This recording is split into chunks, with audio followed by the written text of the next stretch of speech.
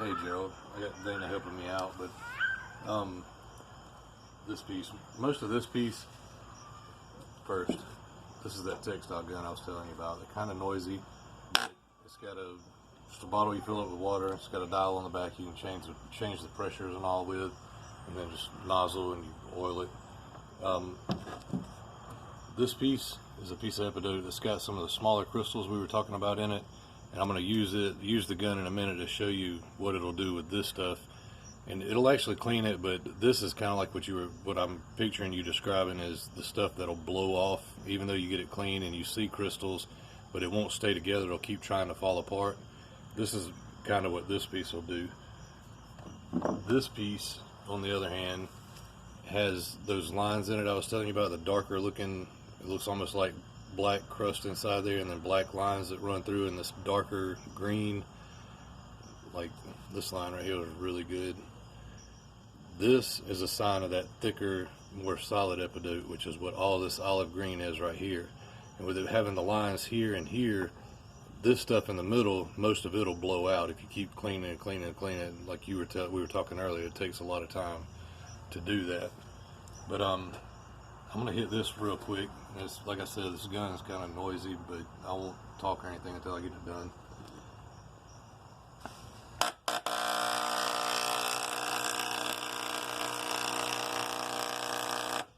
This section right here is solid, and this gun won't damage it. It won't damage the crystals on it, but this loose stuff, it will get it out of there.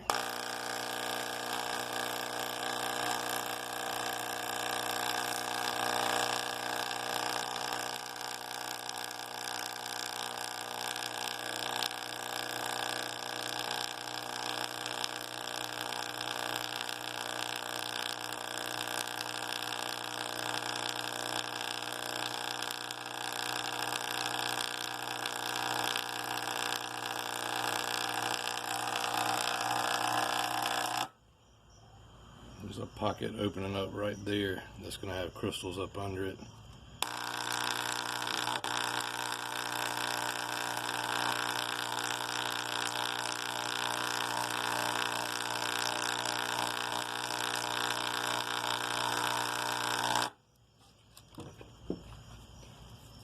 Shake it out.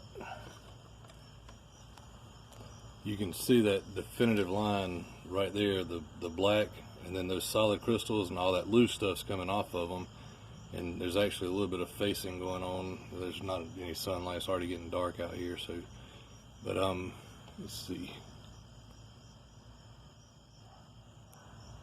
There. Now you can see it a little bit better. The actual facing and the little pocket that's formed right here. It'll do the same thing. Like with this area right here, looks like it's blowing out. That's another pocket forming. And I'm going to hit like this spot right here real quick.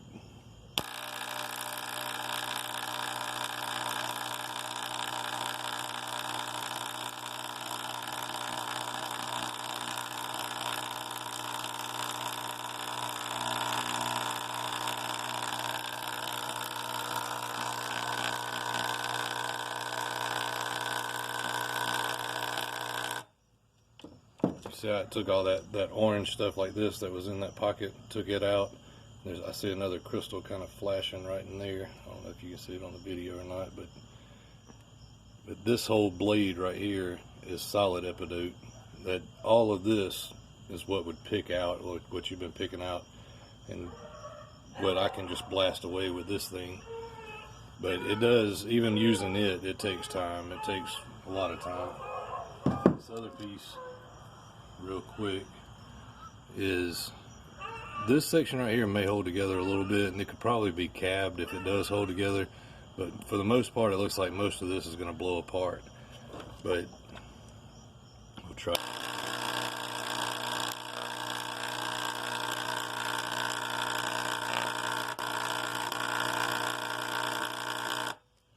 Like right there is a crystal, has a little bit of facing on it. See if I can get it in the view right there. But that piece is all loose. So there's nice crystals in it. It's just a matter of getting to a point where you get away from all that stuff that'll blow out. And down at the bottom of this is one reason I kept this one to work and try. This part down here will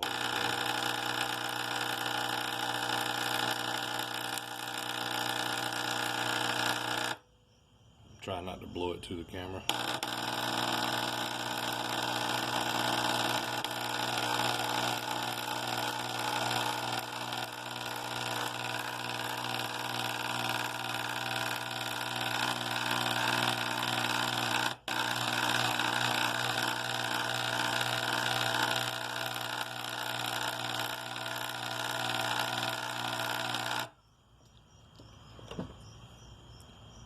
See that pocket, little pocket open up right there, and there's a crystal in it. It's got the striations going down it. You can see it right there, pretty good. Those lines, vertical lines going down it, are the striations they look for to say that it is Epidote. There's a bigger crystal right here too. It looks like it's going to be pretty solid. You see how dingy looking it is. The gun won't damage them if it's a good solid crystal.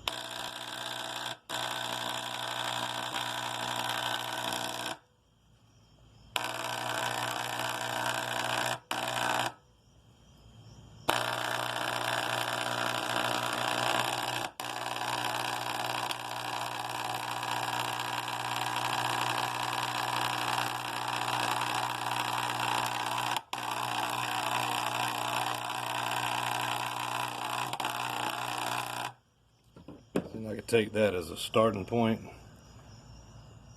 and use it as a starting point to clean and go from that solid crystal out until it starts knocking all this loose stuff out of the way, and there may be even more solid crystals down in these pockets. I know there's some more like right in here.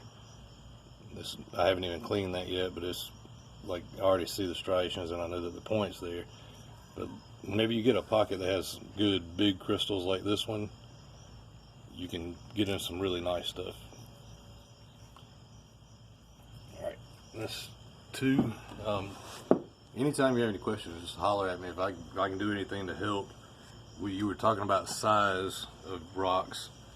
This one has some really good solid stuff in it. There's some nice pockets of crystals in it down through here. I haven't even started cleaning this one yet. A lot of this, half of this will be gone by the time I finish working it. But it's a good, really solid piece. It's going to have a lot of good cappable material in it. And if I can find a saw to cut it, I'd like to cut it and slab it and then cut out pieces to do cabs with. But this is actually one solid Epidote, and those striations I was talking about, these are the striation lines on this Epidote, as if this were one giant crystal that was smashed. It's got the striations going all down it. Like you see them really good right in there. But that crystal, the way I don't know how their stuff cooled up there to keep solid crystal, solid Epidote that's not really crystal form, just good hard solid Epidote, and then it gets into that deteriorating stuff like this line right here, and up under here it looks like some more solid stuff, but there's a definitive section right here that I know this stuff right here will blow back, but it'll take a lot of work because this stuff's so hard. But this is even harder, and it's going to be a really cool piece whenever I do get in there. I may even break it up to get down to that solid crystal to get some more crystal facing out of it, because I know they're in there. I know they're all in those pockets.